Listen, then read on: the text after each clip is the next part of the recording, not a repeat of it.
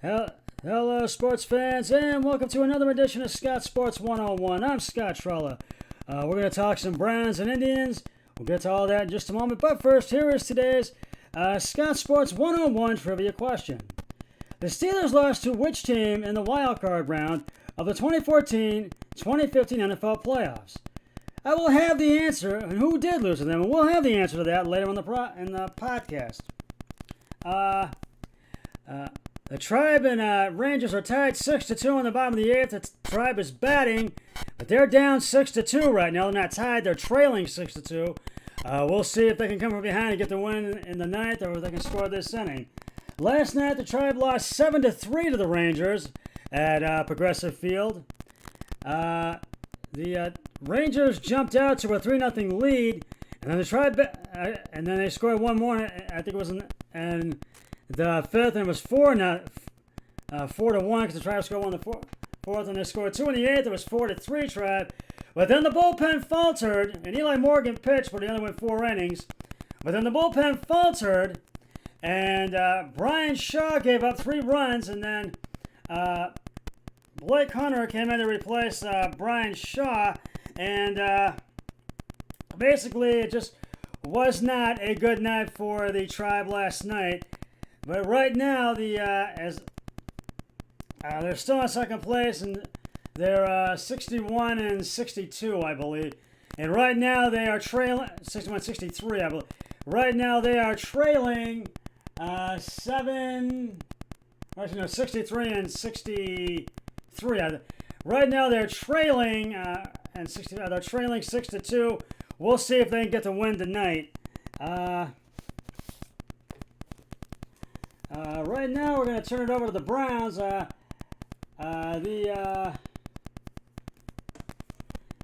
Browns, we're going to recap some of the Browns game from Sunday. The Browns are still perfect on the preseason as they went to 2-0. They beat the New York Giants 17-13 today at First Energy Stadium. And while most of the starters did not play once again, the game was competitive on Sunday and shed a little more light on the upcoming regular season. Here are some of the takeaways we saw from the Browns' second preseason game of the season. Here are the stand-up players. Wide receiver Kadarius Hodge put the Browns on the board in the first with a 4th and goal touchdown reception from quarterback Case Keenum, who was the Browns' backup quarterback. And Hodge had a similar moment in the red zone drills at training camp on Friday, which he got to replicate for real on Sunday. I've been trying to get into the end zone for so long, and I just thank God, Hodge said after the game. Hodge said even got to celebrate with his fans' signature guitar strumming move, and even though he doesn't play the instrument in real life, he is looking to learn. I want to learn, so if there's anybody out there giving guitar lessons, I am really open to learning, Hodge said. And Hodge, if you're listening, Cardell Hodge, my really good friend Matt Murphy teaches piano and guitar to 40-50 students a week. And you can look into that. He is on Facebook, and you can, I believe it's murphygopal@aol.com. Check me if I'm wrong. Now for the offense, what we saw from the offense, if there's one thing for certain in Sunday's game, it was that running back Dearness Johnson is working hard to earn his spot on the 53-man roster with 4 carries and 36 yards and 4 receptions for 23 yards. Johnson reminded the team and fans that he can end up on the roster.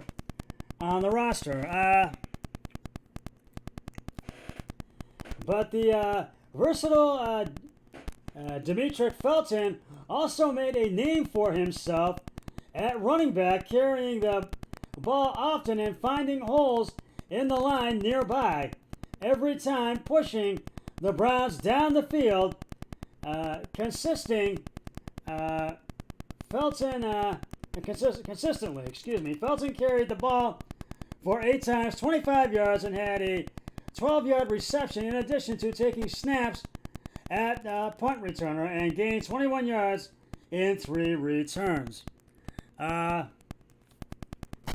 Keenum, starting with Baker Mayfield sitting the game out, struggled through the first half, overthrowing several passes and getting picked off in the end zone in the second quarter, trying to throw it to tight end Jordan Franks. Not long after Keenum was sacked by linebacker Carter Coughlin, forcing the Browns to put it away, Keenum ended his day throwing 9 for 12 for 74 yards and an interception.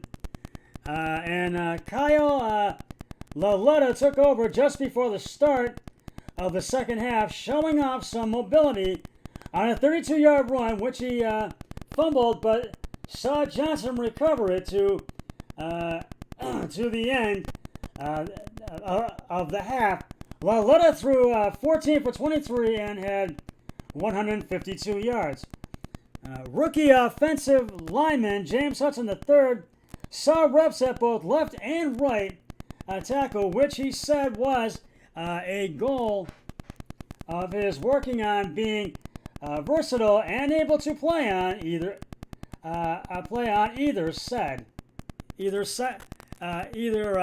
offense or defense. He said. Fullback Johnny Stanton had standout plays on Sunday. Nothing back-to-back receptions for 14 yards and 19 yards respectively, lined up at tight end.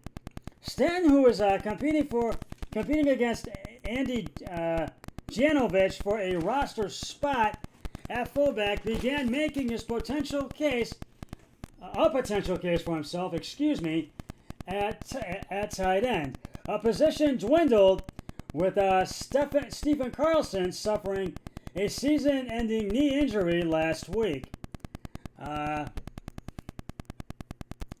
It's always fun to have your number called. They told me this week I'd be a tight end, and I said, all right, let's do it, Stanton said after the game.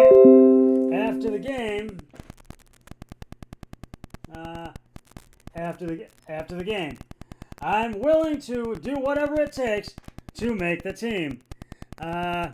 We will talk about the kicking battle in this game in just a moment, but right now, it is time to reveal the answer to today's Scott Sports 101 trivia question. The Steelers lost to which team in the wild card round of the 2015 NFL playoffs? Which team was it? If you said the Baltimore Ravens, you are correct. As you know, the Baltimore Ravens, who are the Cleveland Browns' former selves, beat the Pittsburgh Steelers in the wild card game in 2014-2015 to advance to the divisional round of the playoffs. I will have another trivia question on my next podcast, so stay tuned for that. Now, for getting back to Sunday's game against the Giants, the kicking battle, Cody Parkey took the first extra point attempt, nailing it. Chase McLaughlin made the second PAT attempt, also nailing it. McLaughlin hit a challenging 49-yard field goal attempt into the dog pound with just over 2 minutes left in the fourth quarter. Last week, Parkey made a 34-yard field goal attempt and a 40-yard field goal attempt, while McLaughlin made his 37-yard field goal attempt. Unfortunately, Parkey suffered a quad injury at some point in the game. Head coach Kevin Stefanski said he does not yet know the severity of it or how it happened. And that wasn't what we saw on the offense. Not for what we saw on the defensive end of the game, side of the game. Excuse me. With a rash of injuries to the linebacker room, rookie Jeremiah Karamoa got the start Sunday, although his day was quiet compared to his debut last week against the Jaguars. Cornerback Troy Hill started Sunday as well, but as a starter, wasn't necessarily expected to. Perhaps it was just different and looks and reps. Perhaps it was because he was involved in a fight with Giants wide receiver Sterling Shepard after Friday's joint practice. Either way, it was still a welcomed sight for Browns fans to get a look at a defensive starter on the field. Rookie Greg Newsome second, got both inside and outside work on Sunday, continuing the Browns' plan to make him the cornerback, a versatile threat on defense. The defensive tackles were a group to watch on Sunday at the position as the position battle tightens each day. The season draws near. Each day the season draws near. One of the leaders of the defensive tackle room who has stood out among others is Sheldon Day, who made several good plays on Sunday.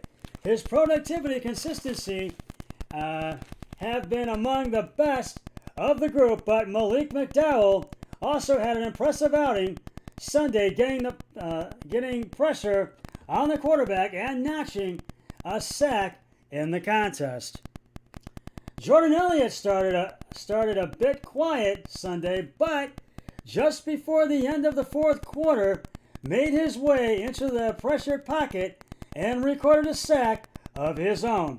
The game ended with an interception by rookie safety Richard LeCounte III, who has been a secondary standout through training camp. And now we're going to talk about the injuries. The following players left the game Sunday with injury, or practice on Saturday with injury. Cornerback Greedy Williams, a groin. Linebacker Montrell Meander, an Achilles injury.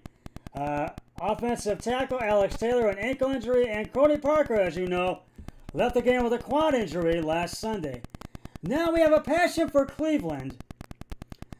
During an in-game interview on News 5's broadcast, safety John Johnson III showed love to his new city and a prime example of the culture change within the Browns organization.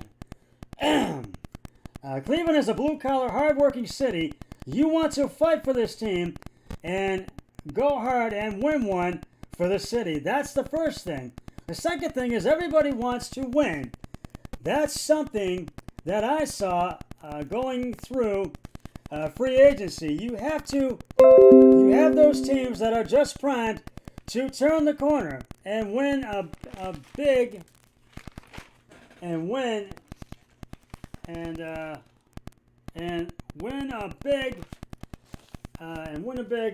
the Super Bowl.